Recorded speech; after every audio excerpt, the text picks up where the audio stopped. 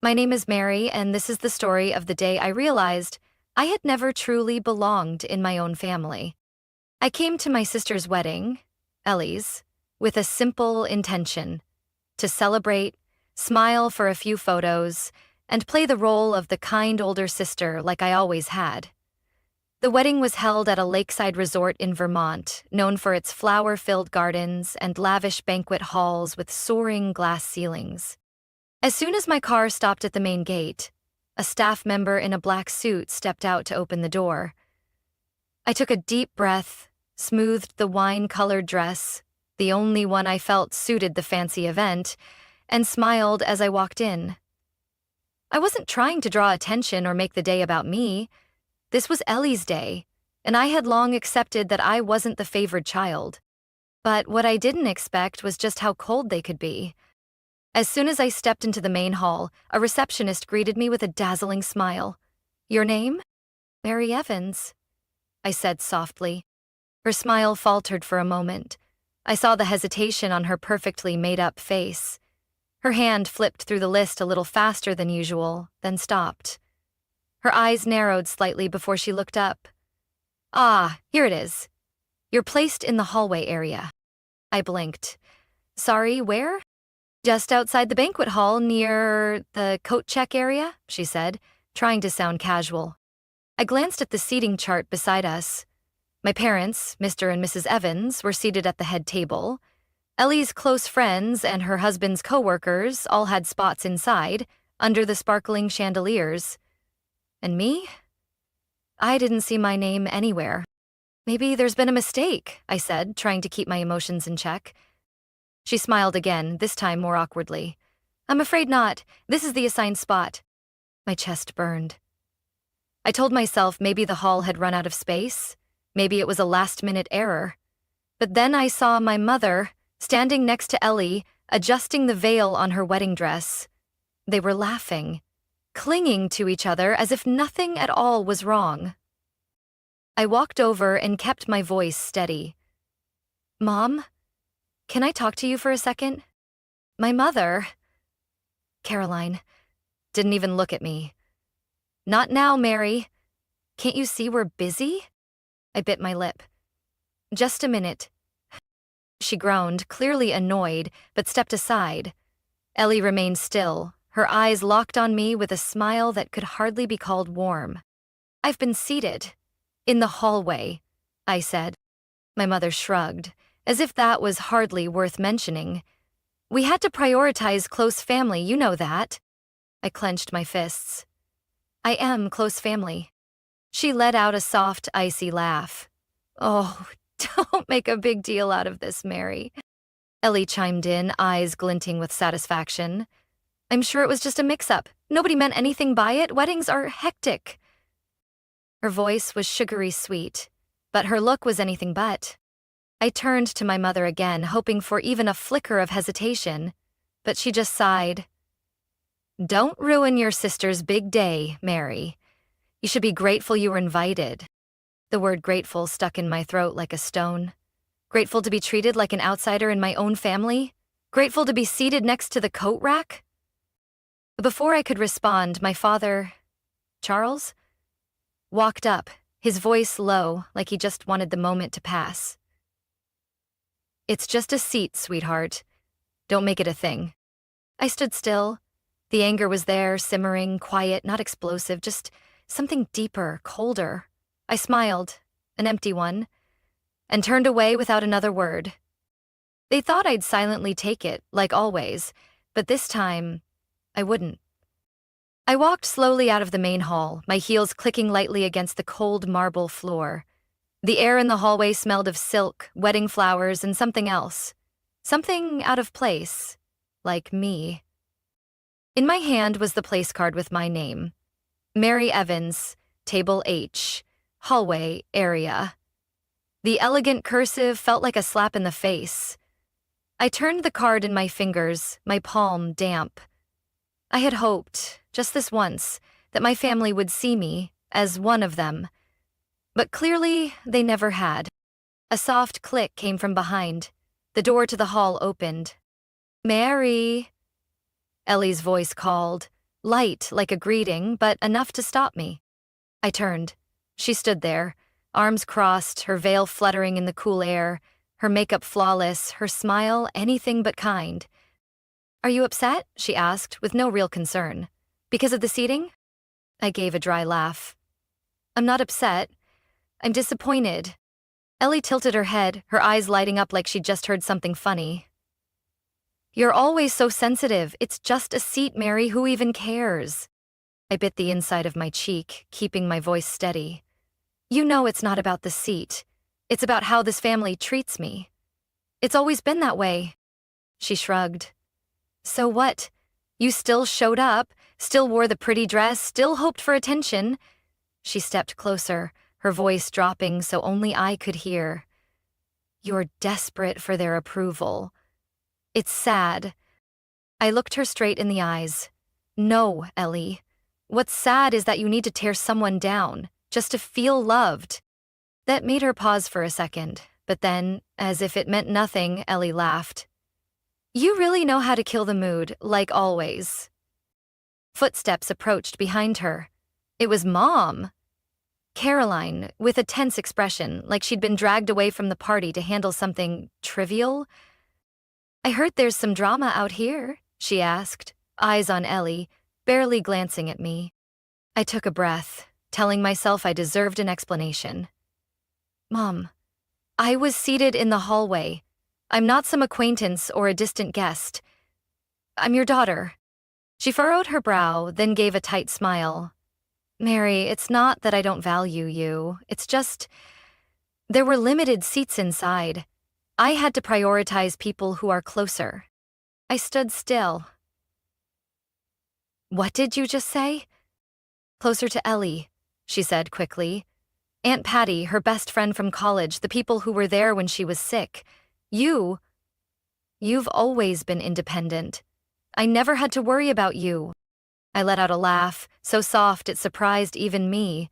"You never had to worry about me, and you think that justifies treating me like I don't exist?" Ellie jumped in, her voice syrupy.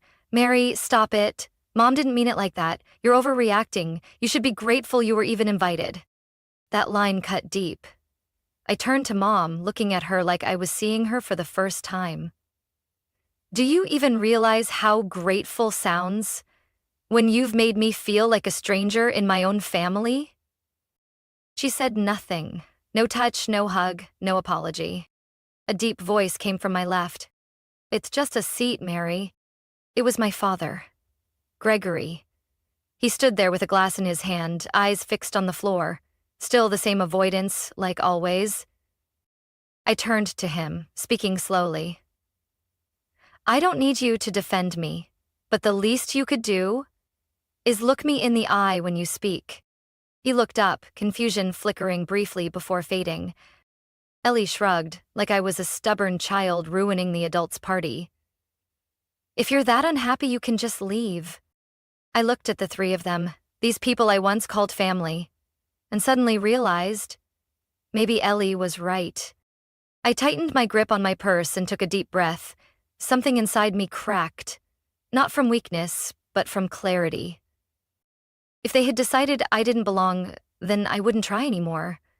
And what was about to happen would make sure they never forgot this night.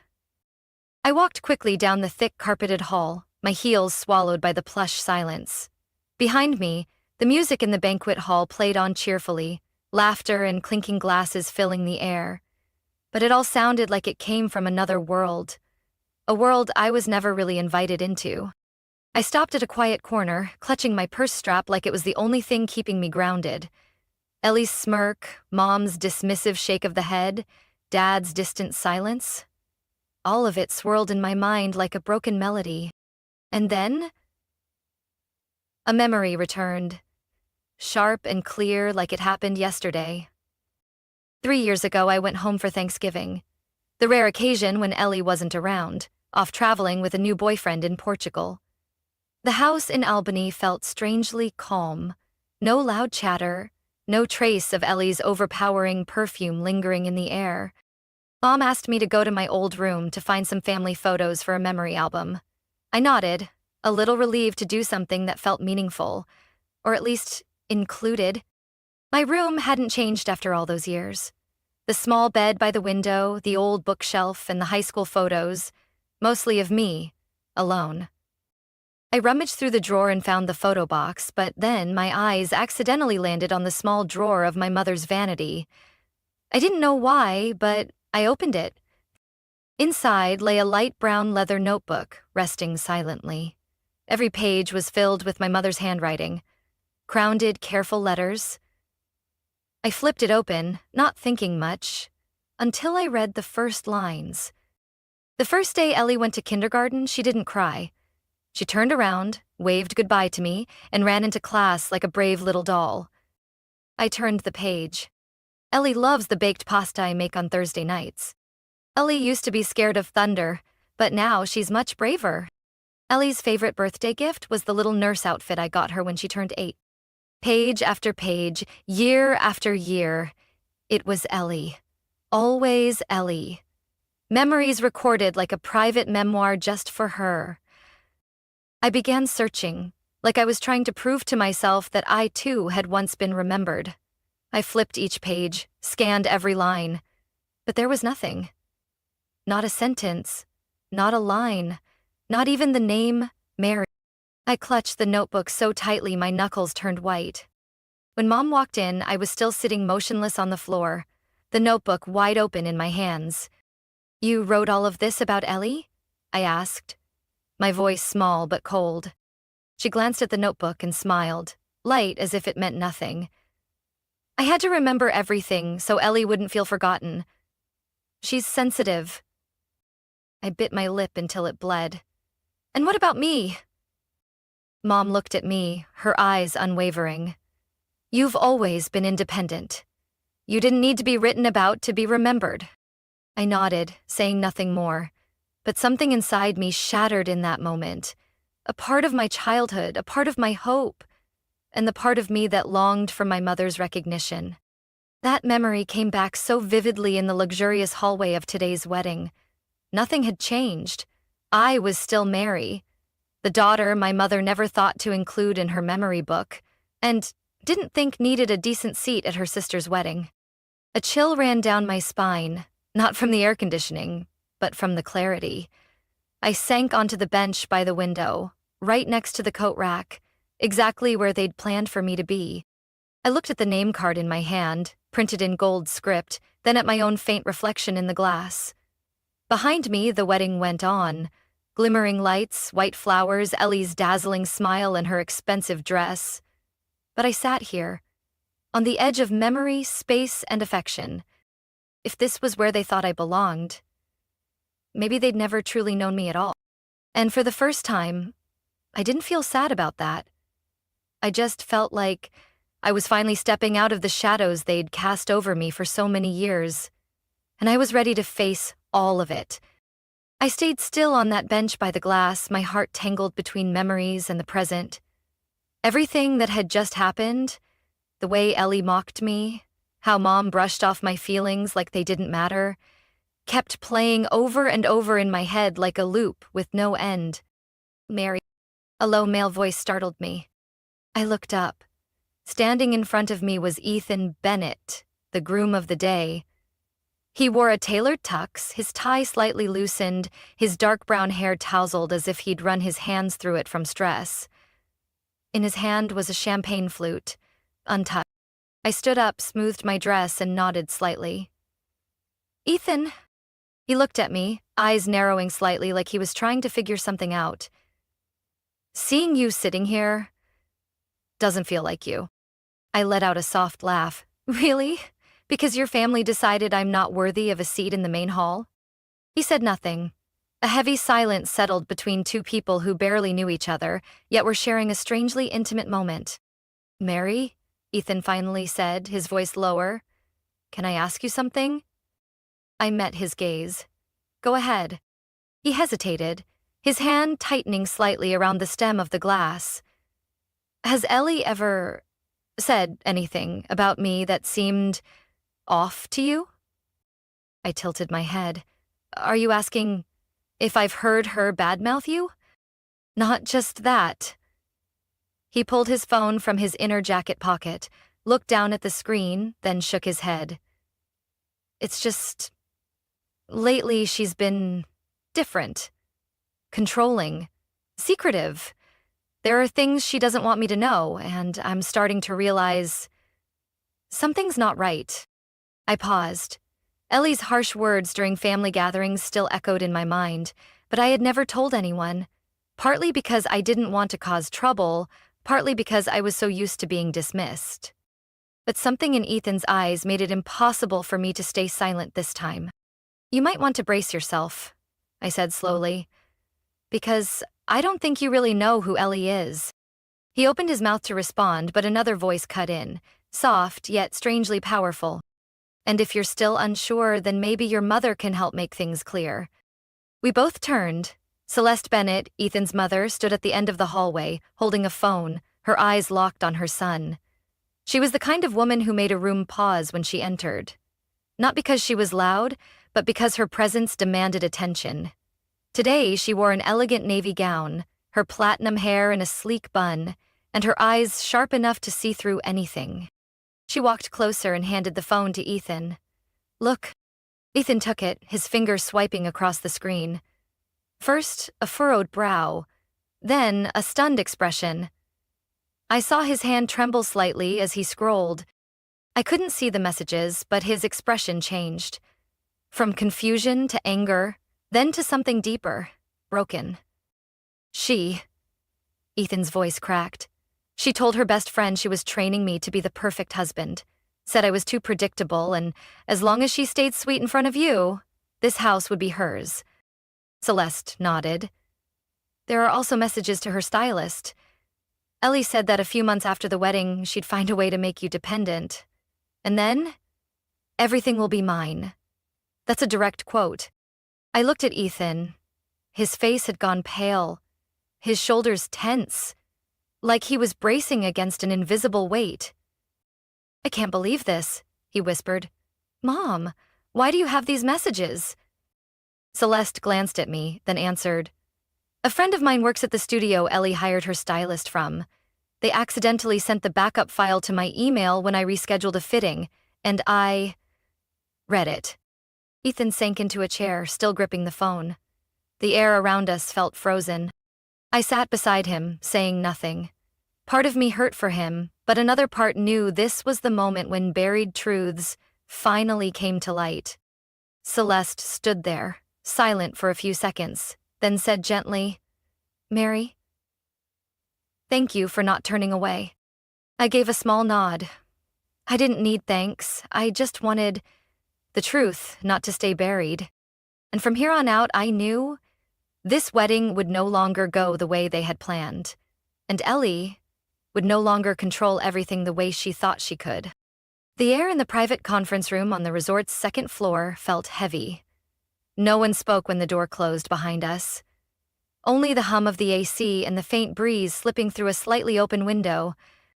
Ethan sat at the head of the table, his eyes blank. Celeste stood behind him, her hand resting lightly on his shoulder like the only anchor left. I sat slightly to the right, hands in my lap, trying to stay composed even though my heart pounded so loud I was sure everyone could hear it. The door opened again.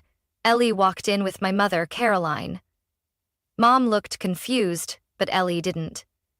She held on to her usual air of confidence, only now there was a flicker of caution in her eyes. And worry. What's going on here? Ellie asked, her voice slightly high-pitched as if she was trying to regain control. Why are you all pulling people out of the wedding? Ethan stood up, and the look in his eyes was no longer shock. It was a cold, clear resolve. He pulled a white envelope from the pocket of his suit jacket and placed it firmly on the table. You know what this is? Ellie stared at the envelope, saying nothing. Petition to annul the marriage, he said, his voice unwavering. And, in case you care, I've already signed it. The room fell silent. My mother gasped, her hand covering her mouth. Ellie stepped back, her lips pressed tightly together. You are joking, right? She asked, trying to keep her voice calm. Celeste spoke up, her tone sharp as a blade. We read all of your messages, Ellie. Every word you said about Ethan, about me, about this family. There's no denying any of it. I did. Don't.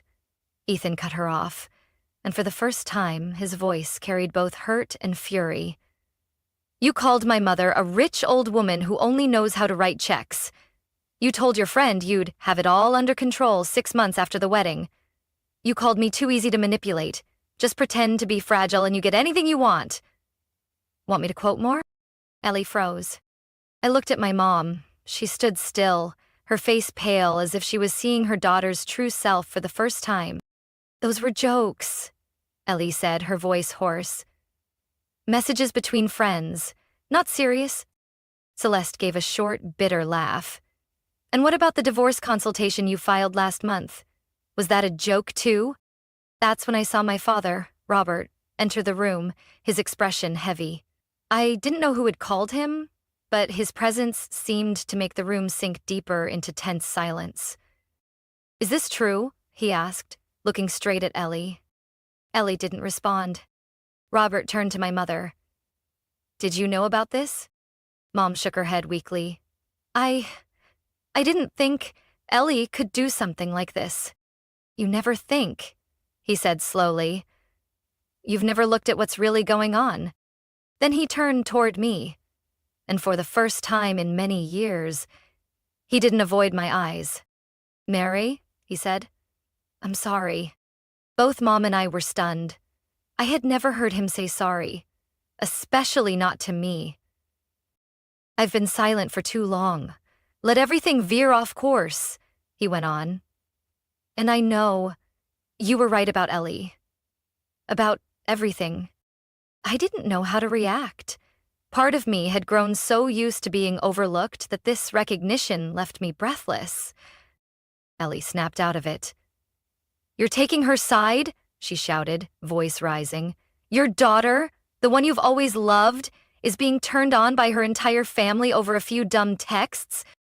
Ethan gripped the edge of the table. Don't call them dumb texts, Ellie. That's who you really are. You don't understand, Ellie shouted, her voice trembling. I love you. I just didn't want to lose the chance to build a stable life. What's wrong with that? Celeste raised an eyebrow.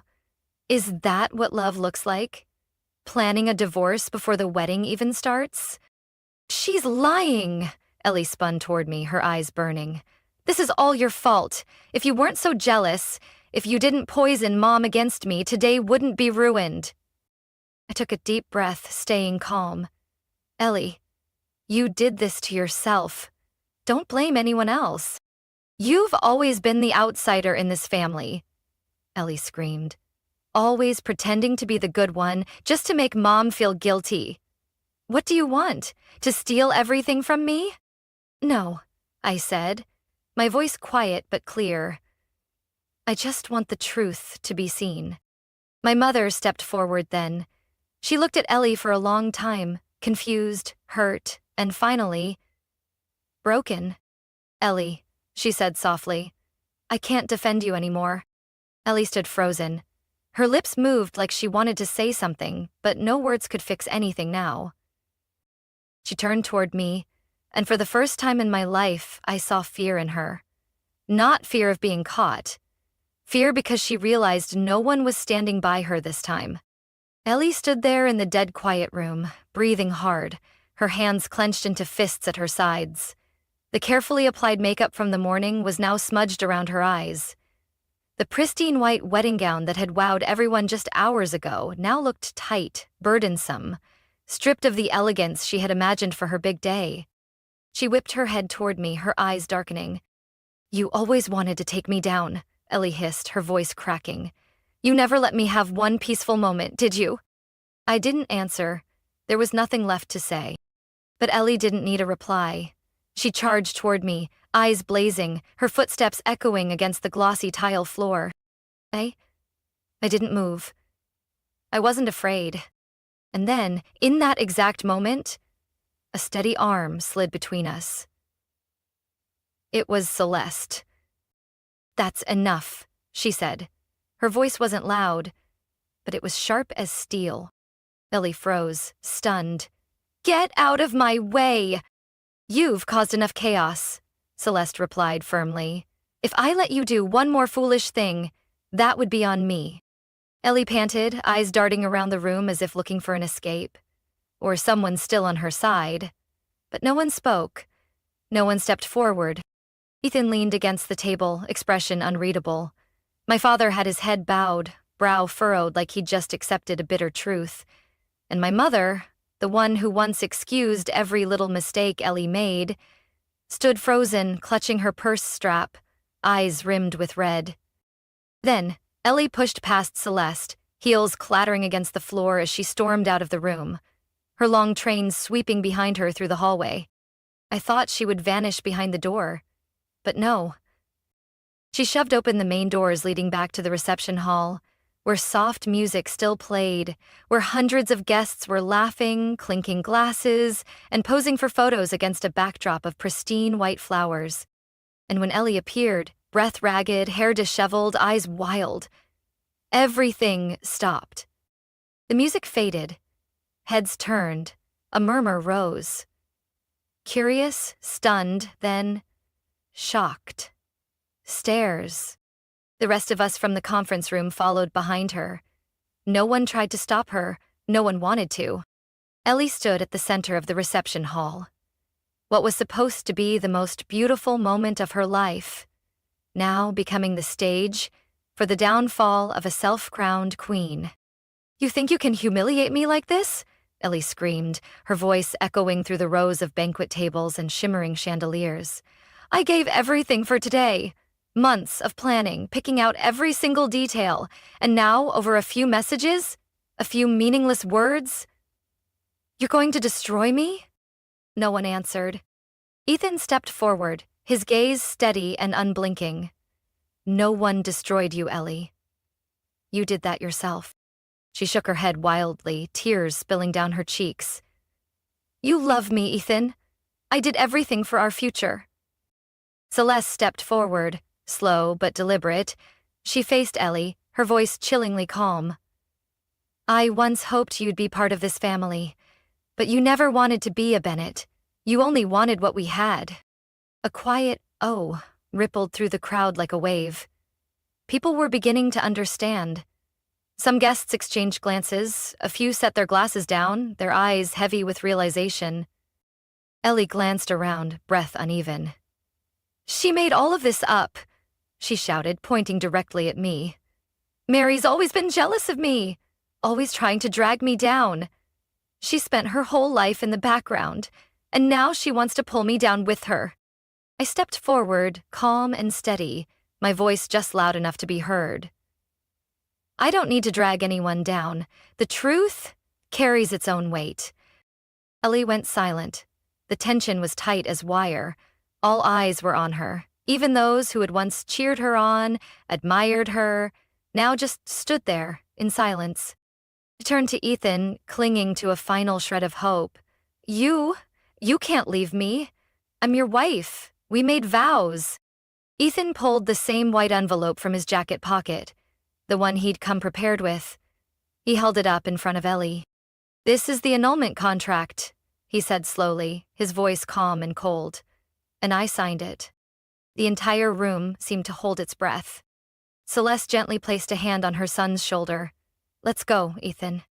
As they turned and walked away, Ellie stood alone, surrounded by chandeliers and glittering gowns. She had once been the center, the star, built on control and appearances. Now it had all crumbled, right in front of everyone. A week after Ellie's wedding, I woke up in my small Boston apartment. No wedding flowers, no distant violin music, no judgmental looks or whispered side comments. Just me and silence. My phone buzzed gently on the nightstand. I glanced at the screen. Mom. The 9th call in 3 days. I didn't answer. I'd heard enough in that conference room, in that reception hall, and throughout a lifetime of quiet endurance. I didn't need a half-hearted apology or a performative hug. I didn't need them to keep acting out a picture-perfect family just to save face. That afternoon, as I was making coffee, a text came through. From Mom. I know you're angry. I can't change the past. But I want to see you. Have dinner with me? Just the two of us? I stared at the message for a long time. The old me, the me from a few years ago, would have said yes immediately. I would have picked out a nice dress, arrived on time, smiled politely, and tried to think of light conversation topics to keep the mood afloat. I would have hoped, however faintly, to hear her say, "I'm proud of you," or simply say my name with genuine warmth. But that girl didn't exist anymore. I put the phone down. No reply. No anger. Just no longer necessary. That evening, I walked along the Charles River, where small lights hung from the railings reflected across the still water. The crisp early autumn air carried the scent of the breeze and soft laughter from passing strangers. I sat on a stone bench and pulled out an old photo from my wallet, a family picture from Christmas when I was 16. Ellie was in the middle, wearing a bright red dress, grinning ear to ear.